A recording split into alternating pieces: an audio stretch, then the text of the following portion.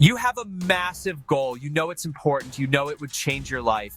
But instead of working on it, you are watching a video about how to work on it, or you're cleaning your desk, or organizing your email inbox by color.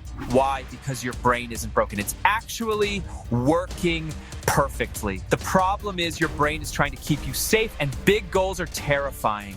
Today, we're not just going to talk about just do it motivation. We are going to rewire the operating system that causes the procrastination in the first place.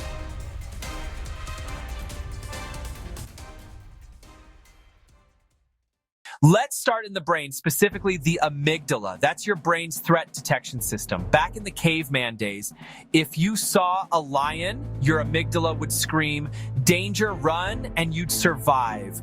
Now, you sit down to write a book or launch a company or pitch a big client, your brain looks at that task. It's uncertain. There's a risk of failure.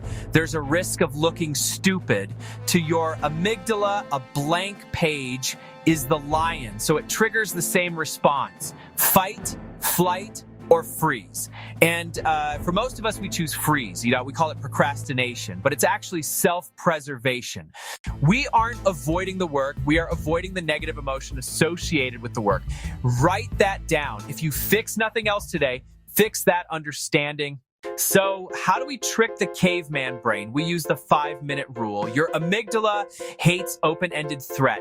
If you tell it, "I'm going to work on this project for the next 4 hours," it will panic and force you to check Instagram. But if you tell it, "We are going to do this for 5 minutes, just 5, and then we can stop," the amygdala relaxes. It can handle 5 minutes. Here's the secret sauce: momentum. Motion begets motion. Physics proves it. Psychology proves it.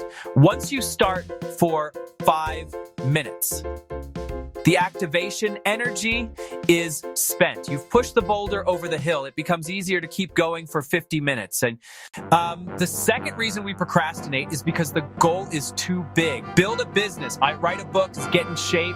Your brain looks at that and sees a watermelon, and it knows it can't eat a whole watermelon in one bite. So it gives up and eats a bag of chips. Instead, you have to slice the watermelon. This is called chunking.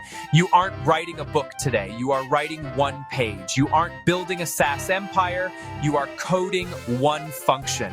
When the task is small enough that it doesn't trigger the amygdala, you stop procrastinating. Let's talk about Vegas. Casinos are designed to make gambling as easy as possible. No clocks, no windows, drinks brought to you. Now, look at your phone. Your apps are designed the exact same way. Infinite scroll, push notifications, bright red icons. You cannot win a battle of willpower against a team of Silicon Valley engineers. You just can't. So stop fighting. If you want to stop procrastinating, you have to design your environment for default action. The tactic: put your phone in another room, use an app blocker, clear your physical desk. If the friction to start work is low and the friction to get distracted is high, you win by default. The final killer of big goals is perfectionism. And perfectionism is just fear of judgment in a fancy tuxedo. We don't start because we're afraid it won't be good enough. We want the first draft to be the masterpiece. But here's the reality: you can't edit a blank page. You can't improve a product that doesn't exist. Shipping something imperfect gives you data. Data lets you iterate. Iteration leads to excellence. Staring at a blank screen, waiting for perfection, leads to nothing. To recap, understand it's an emotional problem. Name the fear. Use the 5-minute rule to trick your amygdala. Chunk the watermelon into bite-sized pieces. Design your environment so focus is easy and distraction is hard. Embrace done over perfect. You have the goal for a reason. Your brain is just trying to protect you. You have to politely tell it to step aside and do the work anyway. And if you struggle with feeling empty after you achieve the goal, watch this video right here on the arrival fallacy to make sure the happiness lasts. I'll see you in the next one.